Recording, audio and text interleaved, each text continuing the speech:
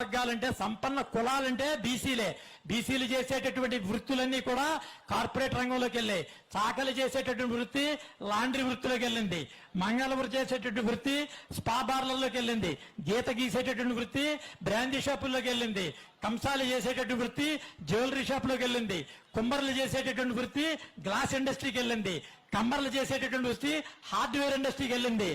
చేపలు పట్టేటటువంటి వృత్తి ఫిషింగ్ ఇండస్ట్రీకి వెళ్ళింది.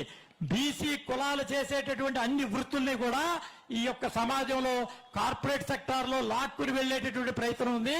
నరేంద్ర మోడీ గారి నేతృత్వంలో ఈ రోజు make in India, skill India అనేటటువంటి ప్రోగ్రాం ద్వారా తిరిగి తమ యొక్క వృత్తులను పరిరక్షించుకునేటటువంటి బాధ్యతలు రాబోయేటటువంటి రోజుల్లో ఈ యొక్క వృత్తులు మేమే చేయాలి.